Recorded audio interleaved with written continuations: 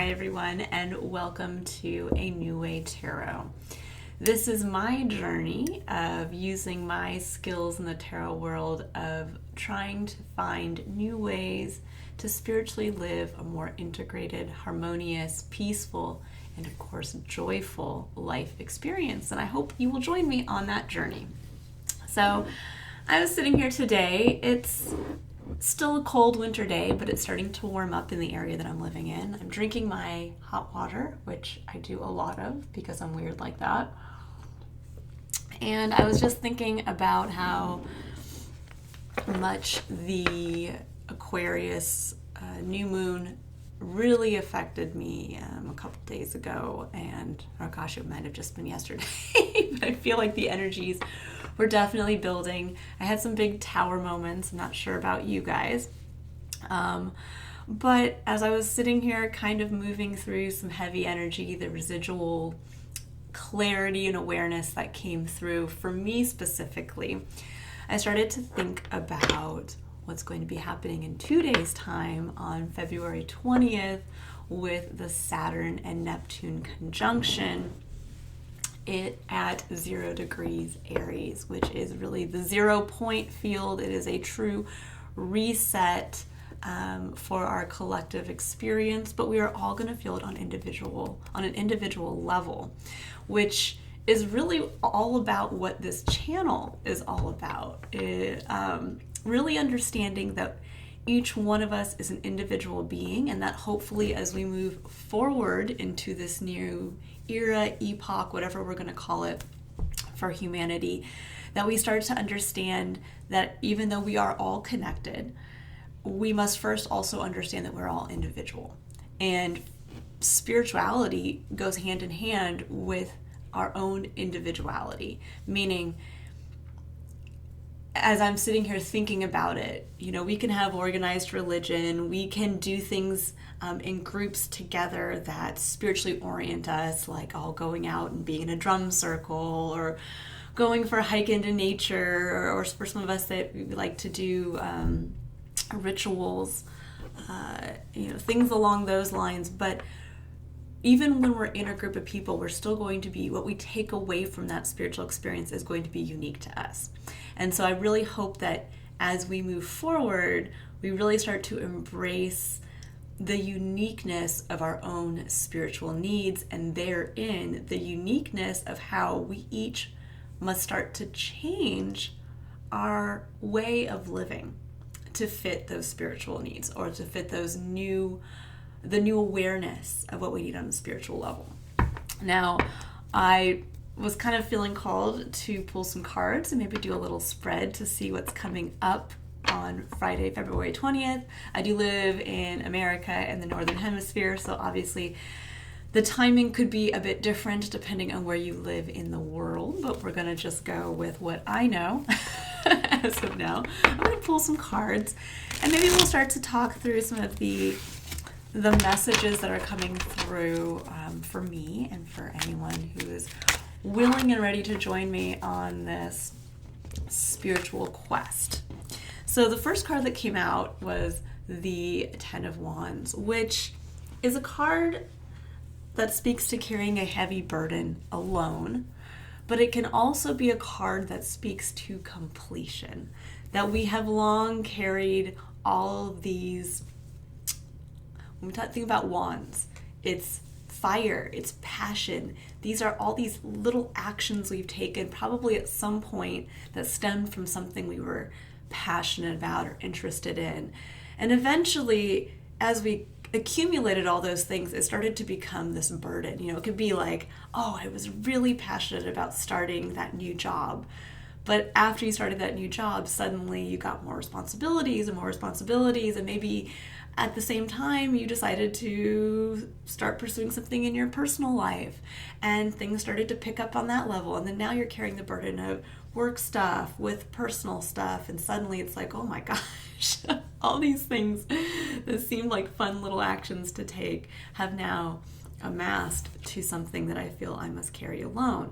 But the beauty of this card is that the individual is wrapping up that 10 wand cycle He is almost to the promised land. You see the castle in the background, or the little town that he's almost getting to over here. And he's going to be able to put those wands down. And the beauty of that is that then he can choose, or she, or whoever this is, can choose to pick up one fresh wand. And that's the Ace of Wands. That's re-sparking the passion. Sometimes we have our head so buried in what we've chosen to undertake, even if it's something we're passionate in. It's almost like we can't see the forest through the trees. We forgot what was the initial spark in it all. And there's a sense here of almost like using all of that, putting it down on the ground, and like using that awareness of this Neptune-Saturn conjunction at the first degree of Aries, which Aries is the cardinal fire sign. It is all about that spark in the dark, the I am. And it's really making me get emotional all of a sudden. I wasn't expecting to feel that way, but it is.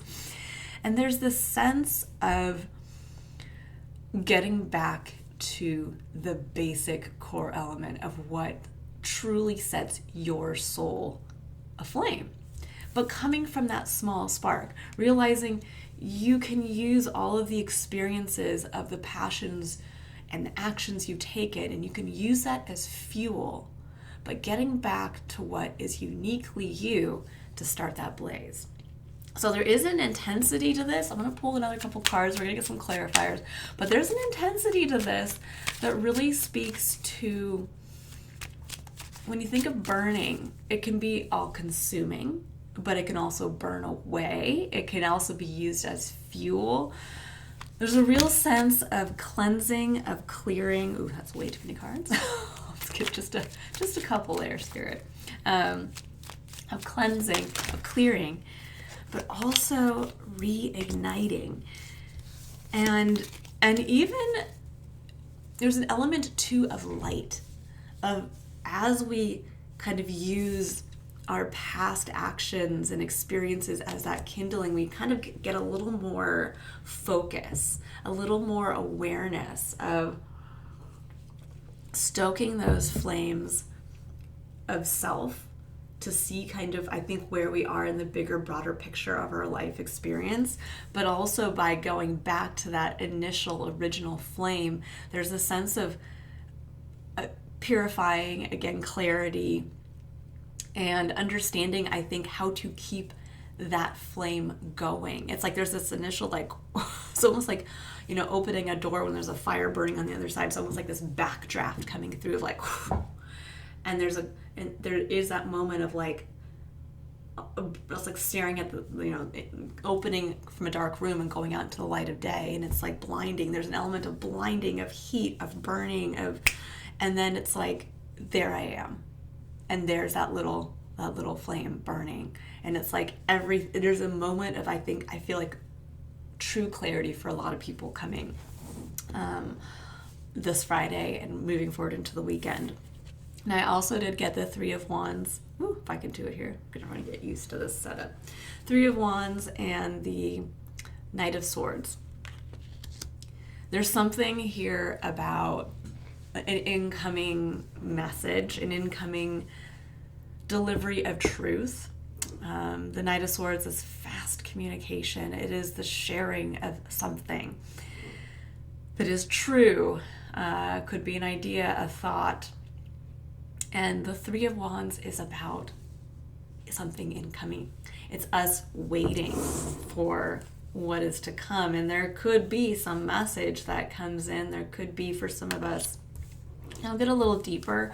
Trying to see like what other messages might come through more specifically. So you can take what resonates, but I do feel like for many of us, this could be on a broad level where we all kind of get some wild piece of information, some clarity, some piece of truth shared that's going to speak to something bigger coming in, something perhaps maybe we've all been waiting for.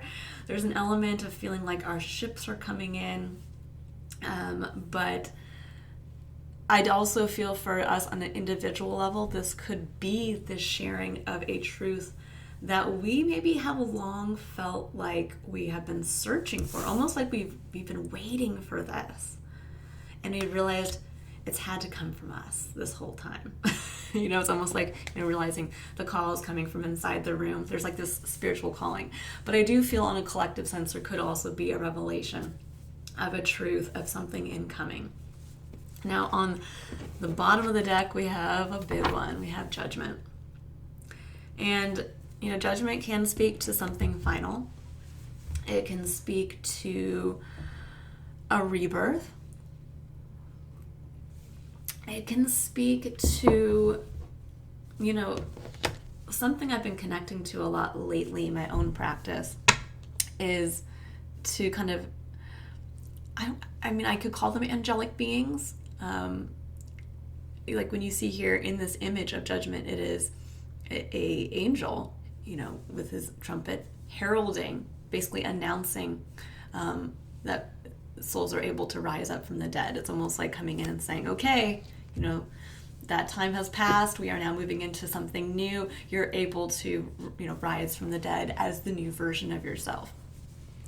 But I have myself been connecting more with angelic beings, meaning more just like with the concept of, because I do have my Catholic upbringing coming through, there's a lot of instances in the Bible where these angelic beings came to deliver messages. We have Gabriel specifically as one of the most famous, coming in to herald the birth of Christ.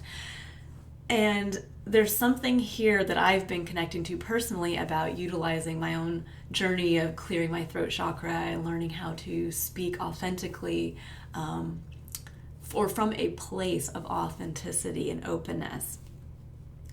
And recently I've been connecting with I guess what I could say has been coming through in meditation and dream time is the awareness of what those angelic beings were meant to do. They are meant to herald in, to disseminate information.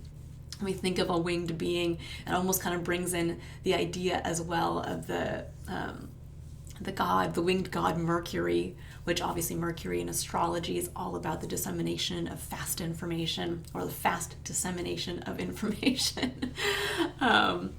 And there's something kind of coalescing there for me on a personal level about what might need to be shared through me and through my authentic communication. But I do feel like that could be for all of us, that there's a sense here of us understanding, with Judgment being such a card of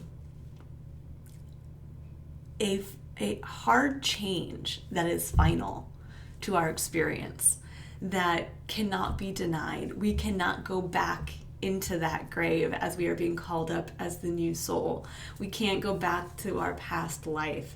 And there's a sense here of all of us maybe finding a new voice in that. There could also be, just when we're looking at this, with the Three of Wands and the Knight of Swords and Judgment, there's a sense here of maybe finally putting down a burden with, and maybe even sharing that. This could be where we walk in to, we realize I can't keep working at the pace I've been working at, and it's time for me to share that. It could be where we share with, others in our life that, the burden of household responsibilities is too much. I've got to put this burden down, and I've got to reignite the spark that I am connecting with. There's also a sense, too, of like a communal realization of what we can no longer go back to. And that could be because of some piece of incoming information. That is going to require probably some action on our part. So we'll have to see about that. Now, I'm going to pull some clarifier cards here, so we'll get a little deeper into the message. I hope the week has been treating you well. I'd love to hear about the revelations that have come through. Mine really, and of course, I'm a Cancer rising. So the Aquarius, where my houses fall in Aquarius, and with that tough square to Uranus in Taurus, those fall in my early degree 9th house 8th house cusp and my 11th house, 12th house cusp. So I definitely had a tower moment around community, which is my 11th house, my place in that community. Am I being really authentic? And there was a real realization over the weekend of, no, I haven't found that community yet, because I haven't opened myself up to really be authentic in the way that I think wanted to be. I can be authentic here, but am I sharing that with the people closest to me? And so that is what I am working on. That is how I am starting my new way of altering my life one step at a time to, I think, live more in alignment with my spiritual needs as of now in my life. Now, the first card that came out was Appreciation with number 15. Number 15 is associated also with the Devil card in tarot. It does break down to the number 6 as well in numerology. And there's a sense here with appreciation with that Devil energy kind of coming up underneath. It's almost like, are we truly stopping to understand? Are we freeing ourselves from the clutches of the devil that tells us we can't do more, be more, that we need more? Sometimes there's also that experience too, especially I think in our current everyday experience of I need more. And this is about stopping to really appreciate. When we think of, it looks like she's holding a flower, it could even be a rose, and there's an element here of, stopping to smell the roses. But it's more than that. It's understanding, it's the appreciation of the hard work it took. I mean, you can see these are like coming from giant bushes that this woman is standing in front of. And maybe they're not all fully abloom, but she knows that they will at some point. And there's that moment to stop and really appreciate how much effort we've put into something, the blooms we are starting to see, and really understanding that having more of something isn't always necessary. That sometimes we don't need more tasks on our to-do list. We don't need even more flowers. Maybe that one flower is enough. And it's the realization of, wow, I didn't even know what I was planting could have a flower like that. There's an interesting sense coming through. I'm feeling very spiritually attuned and open today. So the messages may come through. I'm hoping something will resonate with you. We also do have the Healer of the Ages. Now look at how fascinating this is. 51, 15. They're mirror images of each other. Now the Healer of the Ages card here in this deck specifically speaks to really being able to channel the energy of the Christ figure, Christ consciousness, to really heal yourself, to understand that we all go through periods where we do have those tower moments. We feel burned by the fire. We carry too much weight. We go through those difficult situations. But there's always a healing energy that we can tap into. There's always that element of, through appreciation, through gratitude and appreciation, we can heal. Through understanding what is enough, what resonates with enough for us. And I feel like there's like a mirror image quality going on here of, especially with both of these numbers reducing to the number 6. For me, a 6 is a highly spiritual number, but it's a number that resonates with the energy of love, with the energy of creativity, and therein what we can create and give birth to in our physical experience through the energy of love, through what we love, and therein connecting deeply to our core our individual spirituality.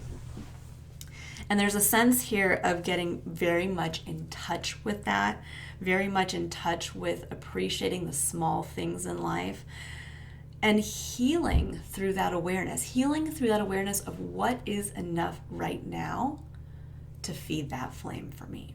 And how can I start to pivot and start to find new ways to rebuild my life around that? When we're thinking about opening that door on the 20th and letting that fire kind of consume, burn, and immediately clarify, what if that was us letting everything burn away except for what's the most important part of ourselves, our connection to our spirit and what our spirit needs at this time? And that's going to be different for each one of us. It really comes down to, and I'm getting emotional feeling it, I can just feel how much energy is moving through my heart chakra right now, that a lot of us are going to just reconnect with the truest essence of who we are, but we'll realize that that true essence is anchored in love, is anchored in what we love, how we love ourselves, and how we can now learn to express that love outward. And how is that going to change the way we live our life? That's another aspect of the Healer of Ages, is really speaking to, when we think about Christ consciousness and Jesus as an individual, as a healer on his own spiritual journey, that was his message. It was, I always find it so fascinating when I speak to people who are very religious, or even when I've tried to get back into the organized religion thing, and I really resonate with the message of Jesus Christ. And I do have a strong upbringing in the Catholic faith. And I, just being a Taurus individual, I love my routines, I love my structure, I love the element of the Catholic faith, and that it is so anchored in those rituals. It's a very ritualistic religion, which I can appreciate. But there's also this element of, it's like, again, kind of losing not being able to see the forest through the trees, and that the core of the Bible is about, specifically, the New Testament, but the core of that is anchored around the message of Jesus and his coming and what he did in his life, what he heralded, the information he disseminated, and then he died, and who knows if this is real or not, but was able to prove that if we can all be forgiven for our sins and therein have a new chance at life. Whether that is really coming back from the dead or whether that is just a spiritual metaphor, there's a sense of his message is so clear. It's so to the point, and yet I feel like it got so convoluted. It was like playing a game of telephone between all the disciples that went out, and then every other person who's ever, had to read the Bible or had to figure out, reading how things are worded, and it's so up to interpretation that it's like the message of Jesus Christ is literally just love others as you are loved by God, by the divine. No individual person is better or worse than any other individual person. We can all be equally loved. I will say that again. We can all be equally loved as we can equally love another. And that's it. That's the message. And that we are here to live out our passion fully. What does that mean? The passion is that singular flame that burns inside us, that is unique to us, that leads us on our journey of our life experience. So we are here to literally live that flame, that passion into our life. And Jesus did do that. He literally lived what he was passionate about. He lived by example. He didn't tell armies to fight in his name. He didn't tell people to bend their knee to him. He didn't force others to even believe in him. He just spoke his truth. He lived out his existence, and he lived it through the example. So if he's saying everybody should live an existence of love and love one another, well, what did he do? He did that. And he wanted to show what a peaceful existence could look like. So he didn't try to fight others. He didn't try to, again, bend the will of others to him. He simply wanted to spread a very simple message that we all deserve to be loved, because we are unique individuals, and therein we each have a purpose. We are here for a purpose and a reason to express what is within ourselves. And that is how we create the whole connected mesh network of what humanity is, and I am still trying to figure out, but I'm always fascinated. You know, there's a quality of I think all those sci-fi books I read as a kid that I kind of almost see like coming to fruition now. It's very strange, but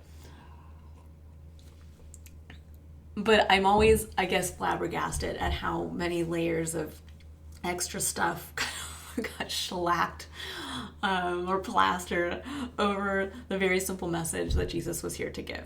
And maybe this is all I needed to talk about in this reading. I don't know.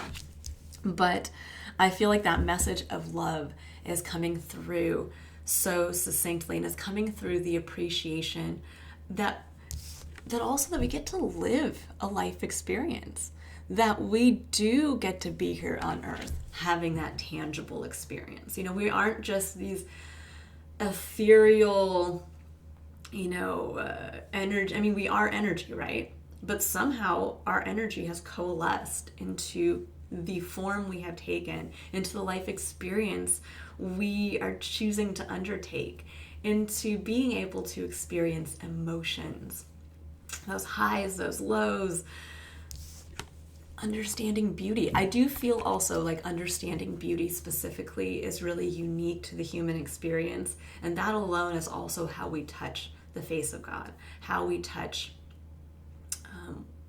that sense of like that core soul essence of each one. And again, what we take as beauty, what moves us to tears almost, is going to be unique to each one of us. And therein is also tapping into the uniqueness of our spiritual essence. We all have the capability of experiencing beauty and gratitude and appreciation, but how we experience it and what elicits that emotional and spiritual response is different to each one of us. But there is that healing sense coming through of the healing through love, the healing through the understanding that we are all individuals, and therein we can let that person have their experience, and we can let ourselves have our experience. There's that sense of giving ourselves grace and appreciating, stopping in this moment, putting that burden down, getting our head out of all those things that we do every day. And who knows, I'm starting to get like a message of, I don't know, maybe the internet will go down for a day and we'll all just have to like pull our heads up for a minute and be like, oh, I've got to sit in quiet contemplation. I don't know. I'm gonna go ahead. Oh, it's interesting. Bottom of the deck is action, which is always fascinating to me. It kind of represents the Chariot card in the traditional tarot. There's a sense of getting kind of, in this one, you can see it's a black and a white horse, which is really supposed to speak to your spirit and your physical body kind of getting back into alignment and getting ready to go. You can see the spiritual horse, the white horse, is the one that's already taking off, and it's the black horse that speaks to our corporeal self, our tangible self, that's like, okay, let's catch up. Our spirit knows the way to go. Now it's time for us to get the physical going as well. So there could be a lot of people choosing to have Friday as the day of like revelation, of who am I, quiet, really appreciating how far you've come, getting into the energy of love, healing your own self through grace, compassion, and love, and then realizing, what are those next steps I need to take to forge my new way? Okay, let's see. I'm going to get a couple more cards here and then we'll wrap it up. I don't want this message to be too long. I do love, love, love to talk, as you will find out if you are new here. And lucky for my husband, I do a lot of talking here. So I can get some of it out and I don't talk his ear off like a crazy person. Let's see here. What else do we need to know? I'm using the Power of Surrender deck. I love this deck. It's one of my favorites. Beautiful. Beautiful. Surrender to complete healing. Healer of the ages. There's just a lot of synchronicities happening here. So surrender to complete healing. It says open fully to the loving, compassionate forces of the universe that support your physical, emotional, and spiritual healing. And that really does speak to kind of summing up, I think, what this collective experience will be and what our experience will be, which is opening up to the loving, compassionate forces of the universe for the support you need. I think we've gotten so far away from understanding that love is the unifying force, and that there is truly no greater force. I mean, we can go and I'm sure if there's any physics teachers out here, they're going to be like rolling their eyes and whatever, but there is no greater force in our experience than love, because love, it goes hand in hand with forgiveness, and forgiveness is one of the most powerful spiritual forces that we can experience as human beings, because it allows us to break chains that really keep us from being able to experience the feelings of joy and healing and peace. And love and compassion are at the core of being able to forgive somebody, are at the core of being able to give ourselves and someone else grace. And I think this is kind of allowing us to open up our hearts, allowing us to open up the parts of ourselves that we so closed off. We've all been traumatized in some way. And yes, we have been living in a very tumultuous time, where we are also bombarded with a lot more information than any other, well, I'm not going to say any other in the history of humanity, because who knows? Humanity could have existed for eons outside of what we understand. But in our frame of knowledge currently, we have so much information coming from all over the place. And that can make it seem like stuff is happening so much faster, or that there's so much more of something happening than ever before. When in reality, we're just more aware of it. If you would go back 200 years, people didn't know where every, weather disaster or area of climate change, they didn't know what was happening outside of their own small, immediate sphere of influence. They didn't know that in 50 countries, all 50 countries were each experiencing, one's experiencing drought, one's having floods, there's a hurricane going on in one, a volcano erupting in another. They didn't know that. They didn't know that. And now, because we have this fast dissemination of information, there's almost this feeling of like, oh my God, the sky is falling. Or, oh my God, fill in the blank. And in reality, it's just more that we're opening ourselves up to the awareness that there is a lot more outside of ourselves than just our immediate experience. And of course, those things happening in other places can have a direct influence on us. One volcanic eruption in one key area in the world could affect everybody on this earth.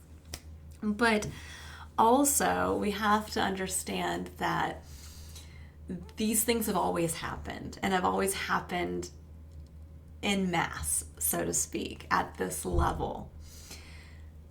There's always been violence. There's always been great moments of love and healing. There's always been great moments of the earth changing in and of itself. And it's almost like coming back. It's like opening up, but also coming back at the same time. It's like we're opening up ourself as a human receptor. It's almost like we're kind of getting back to understanding our own battery. What fuels us? Where does that flame come from? What are we going to need in the future to feed that battery, to power that battery, to feed that small flame? And we're going to open ourselves up. We're going to start to see our life from that perspective, versus we're going to start to, I think, kind of maybe put up boundaries to things that are outside of our control. Meaning closing ourselves off to that hyper awareness of too much, and realizing my experience is my experience. And the more I come from that, the more I have the ability to actually change more in my life. You know, when you think of going back to Jesus as an example, I mean, his message has changed so many people's lives from the moment he lived to today. And he didn't have to get on social media. I mean, maybe he used the 12 disciples as his form of social media, but he used himself, and he used his flame fully. In a way, you could say he lit himself on fire for others to see, and kept feeding that flame, and that flame got bigger and bigger.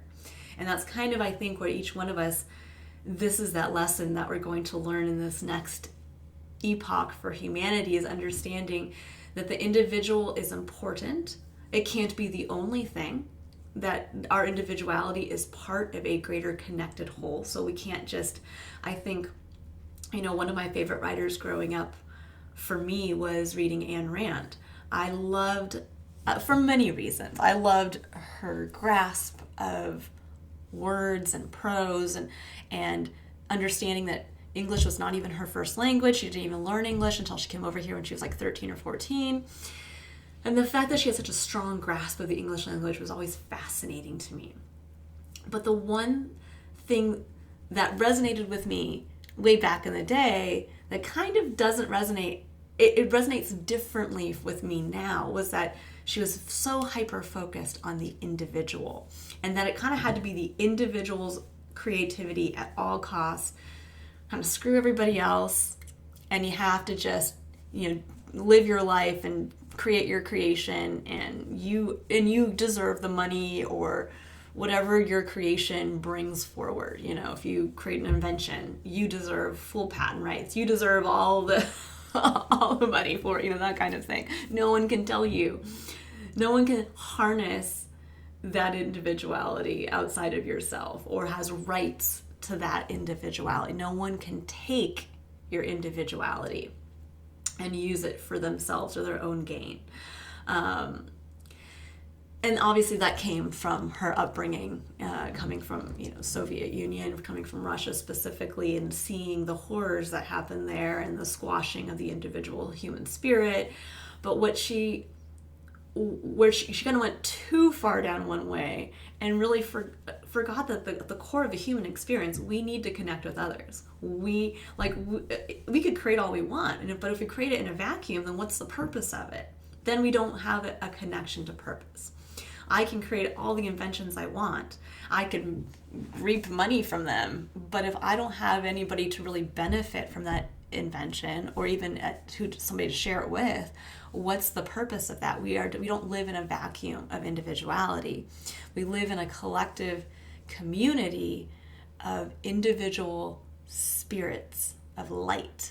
We are each a beacon of light. We are each a refraction. For me, I look at each one of us as a uniquely cut diamond or stone, where the light of spirit, God, the universe, whatever we choose, the core of what animates us all, shines uniquely through us and refracts differently into our experience. So we are each shining differently. Now it could be too that we each just shine a piece of the giant refracted whole, and together we are this like glistening thing of energy that we don't even understand yet.